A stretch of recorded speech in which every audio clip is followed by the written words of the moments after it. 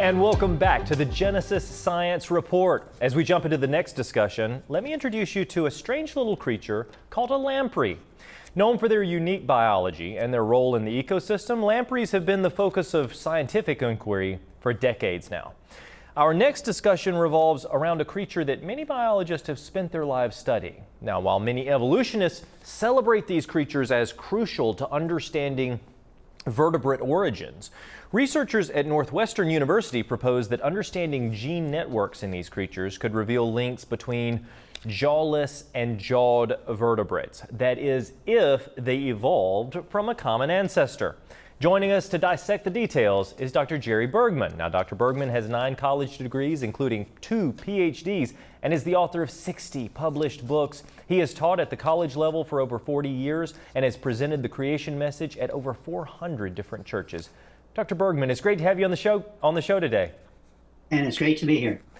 Listen, do you have any experience with this topic, with lamprey research?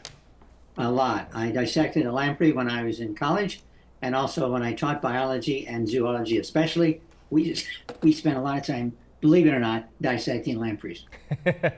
Interesting. Okay, why? What makes lampreys in particular so useful in dissections, biological research, etc.? The main reason is that they are a problem. They are bloodsuckers. They basically suck a good fish, trout, and so on. And so got to get rid of them. And so therefore they're cheap. You can buy them very easily, a couple of dollars a piece. And so therefore they are commonly used. Also, we dissect a lot of ordinary fish. Lamprey is classified as fish-like, actually. And lamprey is a good creature to dissect. And I could add, they are the ugliest thing I've ever in my entire life dissected. They are really, really ugly, just absolutely ugly. And that's because the whole front is a mouth, basically. They're jawless, they don't have jaws. And so the theory is, ironically, that they evolved from jawed fish. And they really do. They look almost like a monster, like it's about to eat you with all of these little protrusions on their mouth, and then the mouth opens up, and yeah, it's a little scary. What kind of insights have scientists gained by studying them? Well, the idea is that they evolved from fish that swim around, they have fins and so on. And so they've lost a lot of structures and gained a lot of other structures. And so therefore their intrigue is as to why, as to what's happening. Okay. And actually they haven't talked about this a lot in the literature because basically they don't know. And this may be why this study you're looking at now is so important. Yes, so this study, the Northwestern study, claims to have uncovered evolutionary links by using gene analysis. They say lampreys possess a jaw-dropping evolutionary origin. Are there any potential problems with using genetic comparisons as evidence for evolutionary theory? Well, what they do is they compare certain genes in fish and then compare that with lampreys. And they find, of course, differences. That's pretty obvious. So if gene A is this way in fish, and then that gene or similar gene is different in lampreys, they assume, therefore, that's the change required to evolve from fish, lampreys. The fallacy of that is major. Just because you see a difference doesn't prove that that difference was the result of evolution and that this evolved into that as a result of these changes in genes. You see a difference, that's there. But of course, you can only speculate that difference is due to evolutionary changes. Right. That's the problem here is you're looking at change, or you're looking at a difference, or you're looking at a differentiation within species or animal kinds or whatever it is, and then you're making assumptions about the past of that creature by saying, well, maybe this one evolved into this using this feature. In fact, the report itself, while it's talking about the research, it's talks about a POU5 gene, a key stem cell regulator, and it says losing this factor may have limited the ability. So loss of a gene. When we talk about loss, we don't see that as typically evolutionary benefit, do we? Right, and of course fish have certain genes, lampreys have other genes, Yeah. and so therefore they say when they're lost. We call that in science, they're looking at this through evolutionary glasses. So they see it from what evolution says should be there. And so therefore, they're not looking at what's there, they're looking at the distortion of what they see because of these evolutionary glasses that they are wearing.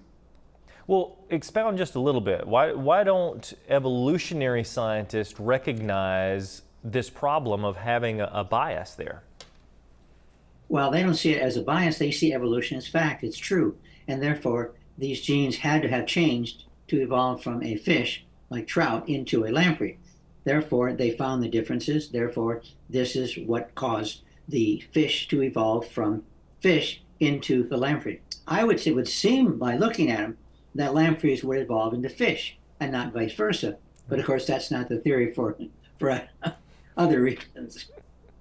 Right, right. So just because you have an organism, or let's even say something that we can all look at, a bicycle, a unicycle, a motorcycle, a car, you line them up at a nice long lineage. You know, you got a one-wheeled unicycle, and then after millions of years, surely it evolved into a bicycle, and then it gained an engine and became a motorcycle, and then the motorcycle realized that it could actually benefit and get greater traction if it had four wheels, so then it became an automobile, a car, and so forth and so on. When you line things up in a pretty manner, just like they're doing with lampreys and fish and all of these other types of evolutionary ancestors, you come away saying, oh, this looks logical, this seems to support our narrative. But this research that is coming out now, what are some ways that it actually challenges the entire evolutionary framework? Well, it does, because you have to explain the intermediate forms. And therefore, this gene evolved into that gene. Of course, they're looking for the pluripotent genes, which have the ability to differentiate into one type of gene or another type of gene. And so therefore, the problem with that is when we look at differences, we don't see any logical intermediate. How do you go from a fish swimming around very effectively with his fins, losing the fins, and then becoming a bloodsucker? They can't explain that. In fact, lampreys have always been a problem for evolution. And therefore, when they find these differences, they figure, well, gee, we're helping to answer the question is where'd they come from? But again, that's only from an evolutionary narrative. When you look at the fossil record, do we see fish losing their fins and then losing other features and then losing their jaws and then transitioning into a lamprey? Is there such a thing as a transitional form where you can watch this taking place within the fossil record? Well, no, there isn't, and that's always been a problem. But of course, just because there's no transitional forms, evolutionists would say, well, it still happened, but it happened so fast that I know that's silly, but it happened so fast that indeed we don't have any evidence because of the rapid changes that were made in the animal as it evolved.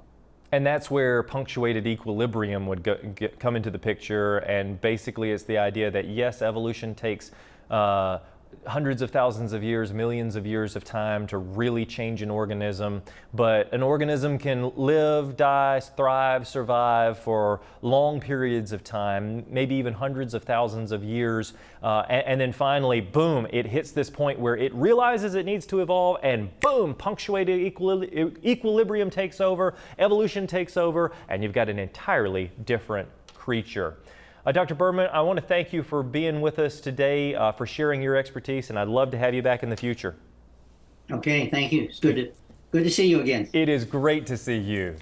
And that is it for today. I want to thank you for joining us on the Genesis Science Report. We're bringing you breaking news in science, connecting it to our Christian faith, and challenging the atheistic narrative, the atheistic assumptions that have been so baked into our memories today that it's almost overtaken the scientific community.